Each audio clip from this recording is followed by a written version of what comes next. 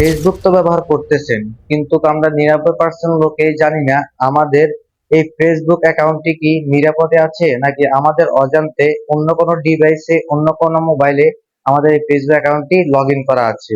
আজকের এই ভিডিও থেকে দেখাবো আপনার অ্যাকাউন্টটি কি সুরক্ষিত আছে কিনা, এটা কিভাবে চেক করবেন।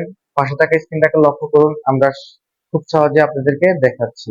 আপনার ফেসবুক অ্যাকাউন্টটি নিরাপদে আছে কিনা চেক করার জন্য ফেসবুকে চলে যাবেন। ফেসবুক অ্যাকাউন্টটি ওপেন করবেন। ওপেন করার পরে এখানে উপরে দেখবেন থ্রি লাইন নামে একটি অপশন আছে। থ্রি লাইনের উপরে ক্লিক করতে হবে। থ্রি লাইনের উপরে ক্লিক করার পরে উপরে দেখবেন যে কোনায় সেটিংস আইকনটি আছে, সেটিংস আইকনের উপরে ক্লিক করবেন। সেটিংস আইকনের উপরে ক্লিক করার পরে এখান থেকে আপনি পাসওয়ার্ড অ্যান্ড সিকিউরিটি নামে একটি অপশন পাবেন, এটার উপরে ক্লিক করবেন। এটার উপরে ক্লিক করার পরে এখান থেকে একটু নিচ দিকে আসার পরে এখানে দেখতে পাবেন পাসওয়ার্ড অ্যান্ড সিকিউরিটি নামে একটি অপশন আছে, এখানে ক্লিক করবেন। এটার উপরে ক্লিক করার পরে এখানে দেখতে পাবেন হোয়ার ইউর লগ ইন, এখানে ক্লিক করতে হবে। এখানে ক্লিক করার পরে ফেসবুক অ্যাকাউন্টে ক্লিক করবেন। ফেসবুক অ্যাকাউন্টে ক্লিক করার পরে এখানে আপনার অ্যাকাউন্টে যদি অন্য কোনো ডিভাইসে লগ ইন করা থাকে তাহলে এখানে নিচে এগুলো নিচে শো করবে।